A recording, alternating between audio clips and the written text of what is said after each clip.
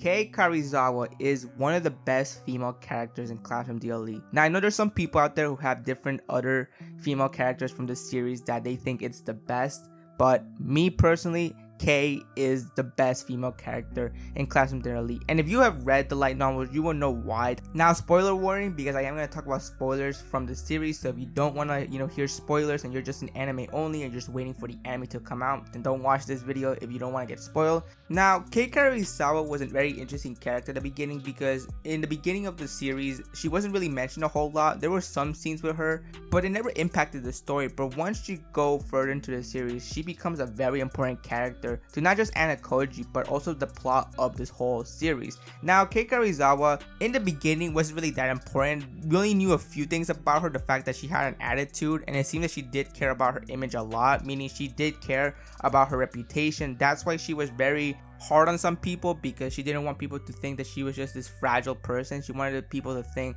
that she was somebody you shouldn't mess with. She also decided to start dating this other character from the class named Hirata 2 weeks after school started. So it's very clear that she wants to show a good image to the other people. But while she may seem tough on the outside, she's actually very fragile and sensitive on the inside.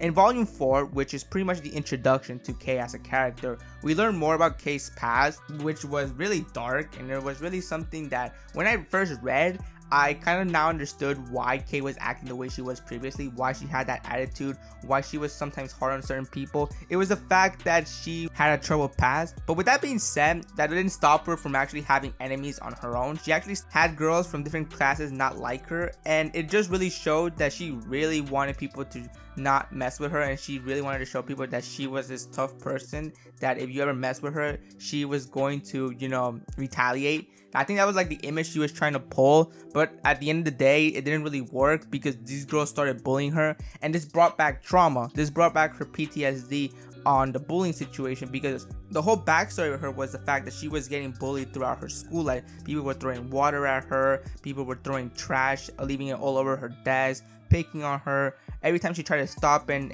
ask for help, the bullies found out and just kept bullying her even more. And it got to the point where she got a scar. I believe it was somewhere near her stomach, and it was a pretty deep scar. It was very clear that it was self-inflicted, and as Ayanokoji states, because he finds out about this scar, he states how this could have easily have killed her. This could have easily been a life-threatening injury. And speaking of Ayanokoji, once he finds out about this past that she's had, he decides to use that in order for her to work with him. But that wasn't the only thing that Ayanokoji found out about Kei. He actually found out that Hirata's and Kei's relationship wasn't even a real relationship. Yeah, Hirata himself went on to say to Ayanokoji that their relationship was fake. They didn't actually like each other. When Ayanokoji asked Hirata why he even accepted that to begin with, why he accepted to have a fake relationship, Hirata says that the only reason why he did all that was because Karuizawa asked for his help. Karuizawa told him the whole backstory about her bullying situation that she dealt in the past. She didn't want people to know about her backstory, so that's why Hirata helped her. And Ayanokoji uses this as a way to get her to work with him. The infamous scene that I think a lot of people, if you read the series, know, the whole spread your legs scene in which Ayanokoji tells her everything, that he knows everything about her. And at first, Kei tries to put like this tough act, like she doesn't care, but she does care. And just to show how much she's willing to do in order to keep this secret not be heard by anyone, when Ayanokoji tells her to spread her legs, she actually does it, which just shows like what she's willing to do in order for Ayanokoji not to spill this secret out to anyone. Now, of course, Ayanokoji doesn't do anything terrible. The only reason why he said that was just to see how far she was willing to go. And thus, Ayanokoji just simply tells her that the only way for him to not tell anyone is for her to work for him. So at that point, Kei realizes that from now on, she has to do what Ayanokoji tells her to do. And at first, she doesn't really like it. She straight up hates it. Like, she says how she doesn't like being bossed around. But slowly, as time goes on, she starts to realize that there is more to Ayanokoji than meets the eye. Meaning, she was completely wrong as to how Ayanokoji was. And she finally found out his true personality. And Ayanokoji starts to realize as well, is that Kei is a very reliable person. She gets things done. She actually knows what to do when he asks her to do something, and she could read the atmosphere and she could tell what his intentions are very clearly from his plans. It seems that Kei really just starts to show now as time goes on, as she starts to work with Ayanokoji more and more, what her abilities are and how she's actually pretty useful to Ayanokoji. And slowly we start to see that Ayanokoji is a person that Kei doesn't mind working with. And the way they showed it was in volume 7 when Ryuen was torturing Kei by bringing back her trauma in order to figure out who X was, who was the mastermind behind Class D. Kei never backed down.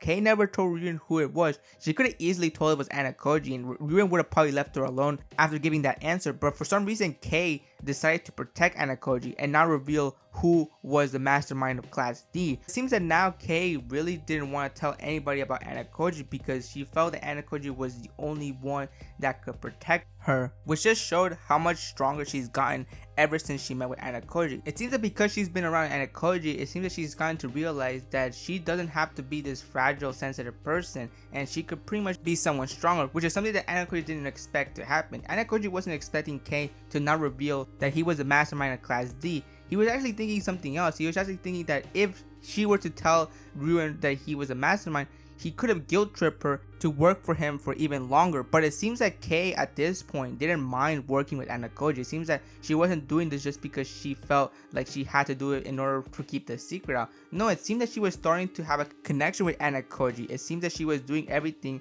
at her own will. She wasn't doing this just because Ayanokoji knew her secret, because at this point it was clear that Karuizawa didn't mind working with Ayanokoji, which was something Ayanokoji did not expect of her, which just shows how much character development Kei has gotten throughout the series. We went from a character who didn't seem interesting at all, who just seemed like a typical high school girl, to now someone who really showed what she was capable of, what she was willing to do in order to, not lose the connection that she had with Ayanokoji. So as the series keeps going, Ayanokoji and Kei still team up, they still do things.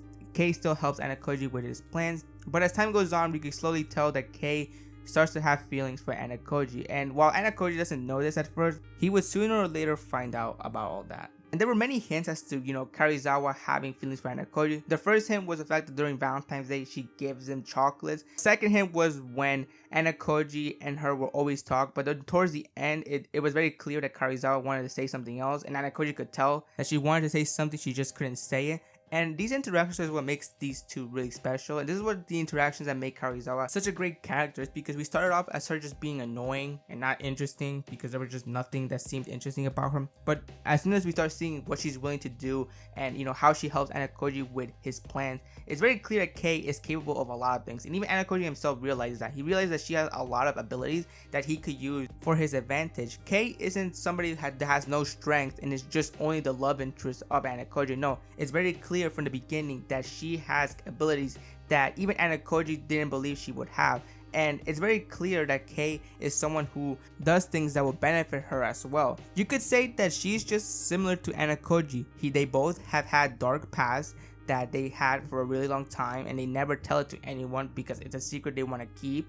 And they're both characters that you can sympathize because even though they do stuff behind the scenes, you know why they're doing it. They both have different goals and they both want to achieve those goals. Ayanokoji wants to have his freedom and just simply live his high school life, whereas with Kei, she wants to forget about her past and she's pretty much overcome it as well. As time goes on, she overcomes her past and just wants to see what she's able to do for the future. These two are characters that have goals and they have ambitions, which is why in volume 11.5, when it's revealed that Ayanokoji asks Kei out to be his girlfriend, it makes sense as to why it doesn't feel like Kei's just going to be, a character that's just only there because she's Ayanokoji's girlfriend. No, it's very clear that Kei is also a strong character. They're both strong characters, which is why it makes sense why they're together, because it has shown how strong the relationship has gone throughout the entire series. Then not only that, it also has shown how Kei has gone far as a character. She has become one of my most favorite characters from the series, and it's all because of all the character development she's gotten ever since she's met with Ayanokoji. Ever since she's worked with Ayanokoji, she has gotten better as a character throughout this series, which is something you can't say for the other female characters in the series. There are a couple that are also strong, but we haven't seen their full potential, which is something that you cannot be said by Kei, because we have seen how strong she is as a character and what she is capable of. And that's pretty much the entire video. I hope you enjoyed it, and I'll see you next time.